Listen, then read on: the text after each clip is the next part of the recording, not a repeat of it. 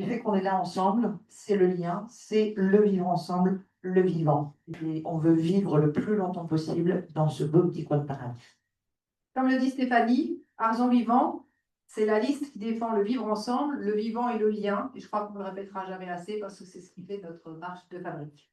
Alors le lien, c'est le lien au territoire, cette presqu'île qu'on aime, mais c'est aussi le lien entre nous. Hein, nos relations, ces relations qui font qu'on n'est pas juste des voisins, mais aussi une communauté d'Arzonais. Et c'est enfin le lien entre les générations, ce qu'on a reçu et ce qu'on veut transmettre. Voilà. Donc le programme d'Argent Vivant en tient en un mot: convivialité. Alors ce n'est pas le mot au sens de sympathie de surface, hein, comme on l'utilise assez fréquemment. C'est vraiment au sens politique du terme. C'est-à-dire qu'en fait, c'est la capacité de bien vivre ensemble, dans le respect de chacun et de respect du bien commun. On va maintenant rentrer dans 3 sujets concrets. Les suivants seront abordés sur une prochaine réunion. Et à chaque fois, vous aurez la parole. Parce que Nous allons aborder le premier engagement de cette matinée, c'est le territoire accessible et préservé. Pourquoi? Parce qu'on ne peut pas rester ensemble là où on ne peut plus vivre. Voilà, donc nos engagements sont notre première priorité: l'urbanisme, incluant le logement, l'accessibilité, la préservation de notre patrimoine naturel. Un territoire accessible et préservé, donc nos propositions. J'ai la lourde tâche de vous parler du logement. Donc quelques chiffres sur Arzon que vous connaissez sans doute. On a 76% de résidences secondaires, 65% de la population a plus de 65 ans, on a 62% de retraités, 50% des ménages sont seuls et 73% de couples sont sans enfants. Nos objectifs prioritaires: loger les jeunes actifs et les familles, limiter l'artificialisation des sols. Alors comment? Quelques pistes. Réguler les meublés de tourisme en encadrant les plateformes type Airbnb et location de courte durée. Plafond par propriétaire et autorisation nécessaire pour libérer des logements à l'année, à l'exemple qui a été fait et mis en place depuis 2 ans sur Sarzeau. Objectif: 15 à 25 logements dès l'année 1. Et mettre en place la règle de compensation de 1 pour 1. Autoriser, donc ça marche comment? C'est autoriser un meublé touristique supplémentaire uniquement s'il est compensé par un logement loué à l'année. Deuxième politique, réorienter la surtaxe des résidences secondaires, donc qui représente environ 850 000 € sur Arzon. Utiliser cet outil fiscal pour financer directement le logement des habitants par une aide à l'accession, aide à la rénovation, aide à la transformation de résidences secondaires en résidences principales. Autre stratégie, accompagner pour réduire la vacance des logements, que l'on estime aujourd'hui entre 30 à 50 logements. Donc, dans un premier temps, recenser, accompagner les propriétaires, inciter à la remise sur le marché. Objectif: une quinzaine de logements rendus disponibles. Ensuite, réhabiliter l'ancien plutôt que de construire sur des terres naturelles.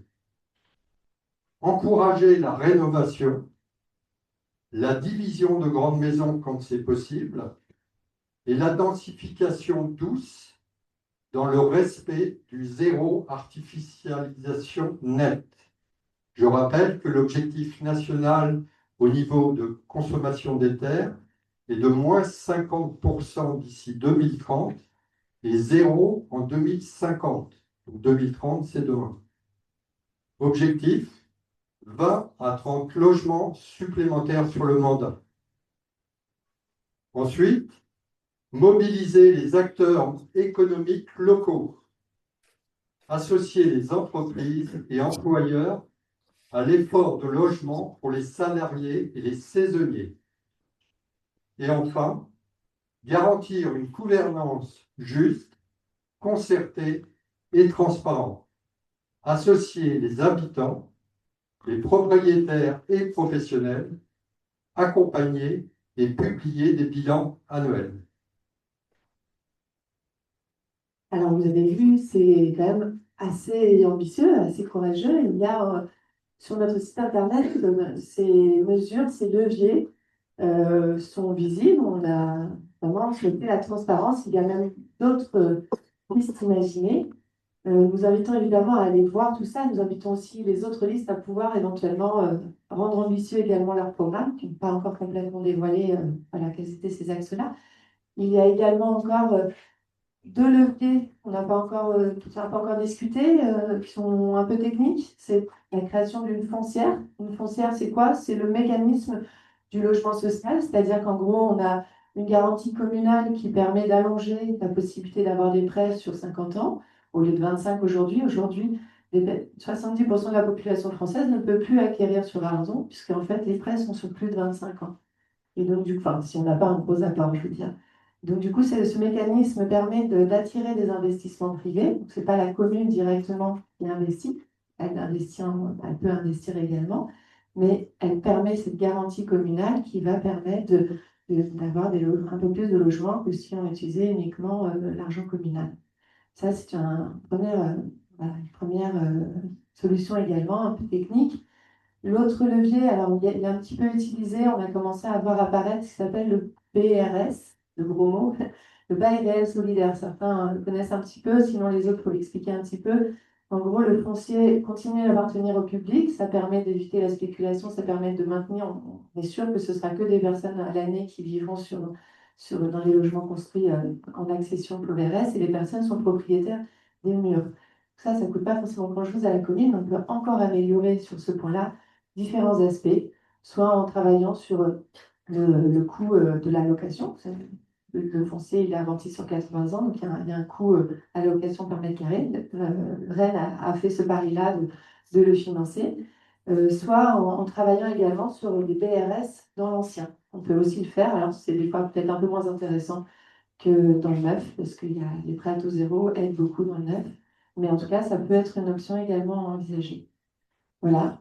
Tout ça, évidemment, en étant très vigilant sur la charte architecturale, en tout cas le fait que ça s'intègre harmonieusement dans notre belle ville d'Arzon. Alors, nous arrivons maintenant dans le bouger librement à tout âge, le thème mobilité. La presqu'île de Ruisse et Arzon en particulier sont dotées d'un réseau de mobilité de grande qualité, que ce soit piétons, vélos ou véhicules. Malgré tout, nous devons nous attarder sur ces infrastructures, sollicitées à la fois par les variations météorologiques et par une utilisation plutôt grandissante. Nous devons être vigilants sur son état pour la sécurité de tous. Ainsi, nous pourrons promouvoir la qualité de notre réseau chaque année à nos visiteurs, comme pour notre utilisation locale. Le constat des habitants révèle quelques dysfonctionnements. Par exemple, la continuité du réseau vélo à certains endroits, un manque de signalétique et de visibilité de ce qui existe. Exemple, rue du Laine-Vian, où les gens s'y perdent dans un dédale de réseau. Les piétons, par endroits, ne trouvent pas de continuité cohérente entre les infrastructures nouvelles et anciennes. Sans véritable raccordement cohérent, ce réseau n'assure pas une sécurité optimale dans la continuité. Exemple, entre l'église et le chemin côtier, voire la SNSM, si vous connaissez, c'est le chemin du Croisty, je crois. Après ce diagnostic, nous vous invitons à participer par votre présence sur le terrain à identifier les points noirs. Nous serons, par votre information conjuguée à notre action, sécuriser le réseau le plus rapidement possible dans l'intérêt de tous les utilisateurs.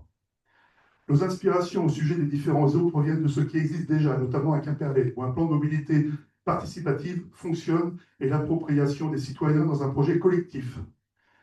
Nous mettrons aussi en place un plan d'action de 3 mois, pluriannuel, et en accord avec une commission citoyenne, nous prendrons en compte le diagnostic, les solutions et la priorisation collective, la faisabilité technique et l'estimation du coût. Une hiérarchie des voies hors axe central de transit seront identifiées en zone 30 pour les quartiers résidentiels et les hameaux avec certains aménagements de modération en complément si cela le nécessite. C'est ce qui se fait aussi à Auray et à Vannes. C'est là que nous avons puisé nos informations.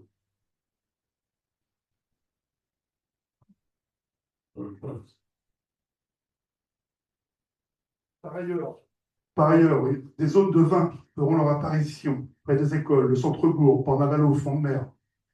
Les zones de rencontre, identifiées par une signalétique au sol, donnant priorité aux piétons. Nous devons également revoir le cheminement des piétons et des personnes à mobilité réduite. Depuis le Senso jusqu'au Rédo, revoir la signalétique à cet effet est primordial sur cet axe. Nous devons revoir les cheminements du Brouskis, du Rédo, et uniformiser l'unité de passage de ces trottoirs aux normes PMR, et partout sur la commune, bien évidemment. Nous devons solutionner tous les points noirs provoqués par des aménagements mal conçus ou plus adaptés à la fluidité de la circulation. Exemple, l'arrêt de bus au casino, le distributeur habillé, carrefour de l'église, la circulation des camping-cars à Carnet, là aussi un point noir, les poubelles enterrées à la sortie de l'Intermarché, est-ce que c'était judicieux de les installer là? Tous ces points noirs seront revus dans le but de ne plus créer de bouchons à forte affluence et de préserver encore une fois la sécurité des citoyens. Revoir la signalétique. Revoir la signalétique relève aucun panneau n'indique le nom de cette rue et aucun panneau ne mentionne le parking du Faugeau. Pourquoi? Aucun panneau ne donne la direction de la NDA et son parking. Nous supprimerons aussi, ce qui est dangereux, les plots en béton, devenus sales par le temps et dangereux. Optons pour un aménagement réglementé par le code de la route, avec les bandes réfléchissantes. Revoir le nombre de panneaux sur la commune. Incroyable. Des panneaux faisant doublon, seconde fois ou penchés par les vents violents, vandalisés aussi. Des panneaux si nombreux que par endroits, nous pouvons tous les lire. Incroyable. 28 panneaux sur 400 mètres. Rue Lannevian. Est-ce bien sérieux, quoi? Incroyable. Nous mettrons en place un annuaire de covoiturage local avec système de réservation dans un périmètre allant de Sarzeau, Saint-Gilda, Arzon, dédié aux personnes isolées, sans véhicule, nous ne pouvons pas se déplacer seuls. Il y a également un troisième aspect dans cette partie urbanisme, c'est que beaucoup attendent, puisqu'on sait que les Arzonnais sont sensibles à leurs espaces naturels, à leur environnement. Et donc, c'est la protection des espaces naturels. Notamment, on a déjà un petit peu parlé sur le respect strict de la loi résilience et climat, je crois que je passe comme ça, avec évidemment des mesures, enfin en tout cas une attention par rapport à la question du trait de côte, parce qu'on sait que c'est important. Il y a déjà des choses qui sont faites, donc on a plutôt envie de privilégier des solutions douces, fondées sur la nature, pour travailler cette question de potentiellement la montée du niveau de la mer. Également, toute une question autour de la végétation, comment dire, protection des arbres remarquables et également plantation des arbres qui pourraient être remarquables s'ils étaient plantés suffisamment tôt et en nombre. Et toute une attention autour de ce qu'on appelle les trames vertes, bleues et brunes, noires, pour assurer les continuités écologiques et travailler sur la question du maintien de la biodiversité sur la ville. Voilà, le fil rouge à tout ça, c'est permettre à toutes les générations de vivre ici, de se croiser, de tisser des liens au quotidien. Bon, voilà, on vous a présenté tous nos jolis projets, mais ainsi que je vous l'expliquais tout à l'heure, nous, on a besoin de vos retours, parce que nous, on a réfléchi de notre côté, ça aussi réfléchi avec certains d'entre vous. Mais voilà, est-ce que certains ont rencontré des difficultés ou même de bonnes nouvelles en matière de logement, par exemple, d'accessibilité, peu importe. Voilà, on vous laisse la parole rapidement. Une main se lève. Oui. Voilà. Bonjour. Alors, dans la première intervention, je suis saisi de deux choses. La première, j'ai entendu la réorganisation, la réorientation de la taxe d'habitation pour les résidences secondaires. Qu'est-ce que vous entendez par là? Et la deuxième question que je pose, c'est-à-dire que j'ai entendu que pour une maison qu'on allait détruire, on allait remettre plusieurs maisons. Bon, à la place, c'est ça. Alors, je voudrais que vous précisiez ceci. Première question, la réorientation de la surtaxe résidence secondaire. Aujourd'hui, depuis 2023, on a eu donc ce vote, la loi Le Meur nous a permis de bénéficier d'une manne financière voilà, importante. L'intention de cette loi était initialement de l'orienter vers des solutions de logement. Malheureusement, depuis 2023, cette surtaxe a plutôt été intégrée au budget communal classique. Et vous savez comme moi que c'est assez compliqué une fois que un budget communal ne peut pas se réduire aussi facilement que le budget Ce que je veux d'entreprise. savoir, c'est est-ce que vous allez l'augmenter? Non, non, de toute façon, on est au max. On ne peut pas l'augmenter, on est au max. Donc de toute façon, ça c'est simple. C'est augmenté, c'est l'an dernier. Tout à fait, vous avez tout à fait La raison. taxe foncière et la taxe d'habitation, Oui. il faudrait qu'on sache, nous, comment on va être mangé plus tard. Alors, tout ça, voilà, on vous fera toute une perspective. On a fait l'analyse rétrospective, c'est-à-dire du passé. On a des finances qui sont bonnes. Cette surtaxe, elle aide à ces finances. Par contre, le fait qu'elle ait été intégrée aux dépenses de fonctionnement classique, c'est un problème, puisque du coup, aujourd'hui, elle ne peut pas être investie. On ne peut pas réduire un budget de fonctionnement facilement. C'est des agents territoriaux. On peut pas, enfin, voilà, on peut pas leur dire en main comme ça. Et puis, ce sont des services publics surtout. Donc ça c'est une difficulté. Donc nous, on a réalisé une analyse prospective. De toute façon, on en rediscutera à la prochaine réunion sur le volet finance. Donc elle ne peut pas être augmentée. On est au max de ce qui est permis par cette loi. L'autre chose, non, du coup, cette histoire de compensation, c'est ça que vous aviez en tête. Donc la compensation, c'est quoi? C'est qu'en fait, on a 2 logements, par exemple, Sardo a fait ça, donc on a 2 logements Airbnb par foyer, en plus de sa résidence principale qui permet de louer déjà 120 jours par an. Et puis, si on veut mettre du logement supplémentaire, si on veut avoir une autre location saisonnière, il faut pouvoir remettre sur le marché une location à l'année. Voilà, c'est ça en fait le principe de compensation. Donc, qui est une loi qui a été déjà expérimentée par exemple au Pays Basque. Au Pays Basque, ils n'ont que 35 km de côte. Et donc, il faut, voilà, vous imaginez que c'est encore plus intense les difficultés qu'ils peuvent rencontrer au niveau du logement. Et donc, nous sommes en lien avec toutes sortes de communes qui vivent aussi ces tensions. Et nous sommes voilà, très regardants. Donc, tout ça, évidemment, ce sera en lien avec les citoyens. On ne le fera pas tout seul. Oui, merci, Lydie. J'avais vu une autre main se lever. Bonjour. Bon, moi, je trouve qu'il y a pas mal de choses bien dans votre projet, en particulier quand on regarde sur le site internet, on voit beaucoup plus à fond. Première remarque, c'est que je regrette qu'il y a beaucoup de convergences presque parfaites avec la liste d'enfer. Et je regrette qu'on n'ait pas réussi, donc ça regrette, ça n'a pas marché. Je pense que c'est trop tard pour changer les choses d'ici le 26 février, mais qu'il n'y ait pas qu'une seule liste d'opposition qui puisse construire, parce que les objectifs de fond sont les mêmes. Quand on regarde les grands mots-clés, on retrouve exactement les mêmes mots-clés, avec la différence sur cette liste-ci, c'est qu'il y a plus d'attention effectivement aux contraintes environnementales, dont on n'a pas parlé beaucoup aujourd'hui, mais qu'on parlera sans doute une prochaine fois. Mais donc, je n'ai pas ce problème-là. Mais par contre, dans ces contraintes, comme pour la liste d'enfer, il y a aussi un certain nombre de faiblesses. En particulier, moi, je n'ai pas vu du tout comment vous resituez Arzon par rapport au pays autour. Parce qu'il y a des tas de choses qui ne dépendent pas d'Arzon, mais qui dépendent du département, qui dépendent de l'Aglo, etc. Il y a toute la dépendance économique à cause des problèmes qui ont été accumulés depuis 10 ans en particulier, mais qui existaient déjà avant, sur le développement du logement, je dirais, comment gentrification qui a commencé depuis un certain temps. Les gens qui travaillent sur Arzon actuellement, quand on voit les défilés le matin, on se rend compte qu'il y a un déséquilibre complet. Mais justement, les gens qui ont des jeunes, ils vont loger loin et ils viennent travailler sur Arzon. Il y a des problèmes de transport tout le long du chemin. Ça, vous n'avez absolument pas évoqué ça. Toutes ces relations entre le pays et autour, toutes les contraintes économiques autour. Et pour finaliser, on parlait patrimoine bateau.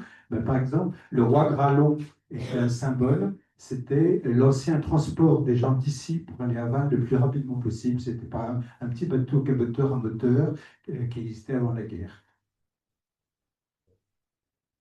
Alors, merci. Sur la question des fusions, etc., nous, on excommunie personne.